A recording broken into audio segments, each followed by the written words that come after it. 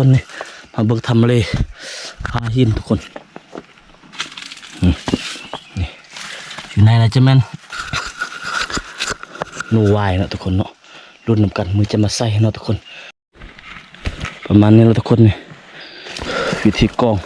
เอาข้าวโพดมากองปะนั่นนี่แหละในกองคนไม้แบบนั้นเนาะ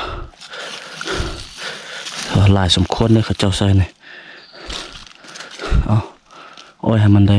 มากินไว้เห็นจวบไว้เนาะปีนี้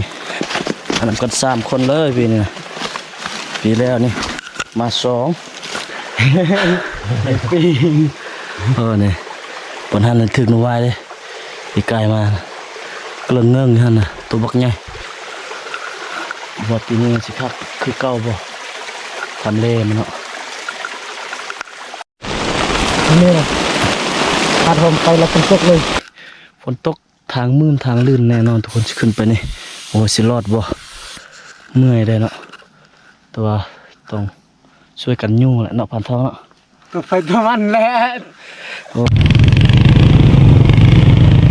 อ้ยเฮ็ดทางมืดให้กันละจะเนี่ยนะรอดบ่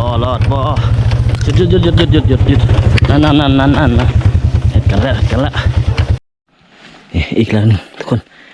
ทำเลสวยงามเลยนี่สวยงามเลยบนป่าเนี่ยโอ้ใหญ่ปลาลึกทุกคนนี่ถ้าพันทองพอนัดกันเลยนัดว่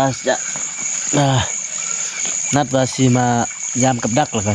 สิขึ้นไปแต่งกินเนาะทุกคนแต่งกินเลยจริงกินข้าวหอบดึกแต่ว่าปานนี้พันทองก็ยังบ่มาเท่าครับเมื่อกี้กับดักทึกนกเต็มนั่งนอนเนี่ยปิ้งกินปิ้งนกนี่แหละมือนี่นะนูฟานนะทุกคนเต็มแรกเนี่ยฟานมันก็ละมันกระเลงงับนี่ผู้ใหญ่เนี่ยของขอนไม้นะดู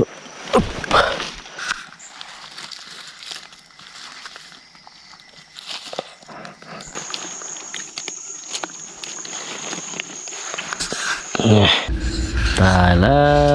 วผู้หนึ่งนัดบนหนึ่งผู้หนึ่งไปบนหนึ่งพยายามกลับบัวหุ่นกันนี่แกงนูวายเนี่ยขาโตโอ้มาแล้วทุกคนนี่ทำอะไรแหกมันเด้อนี่นูวายพุ่นโอ้ถึงอยู่ลุงพุ่นอีกเต็มนึงโอ้คักนี่2 แต้มใส่ซองล้านน้ำกันแล้วมันตกถึงลุงนี่ถึง2 แต้มน้ำกันเลยนี่ว้าวสุดยอดของแท้มาแล้วของแท้แล้วนี่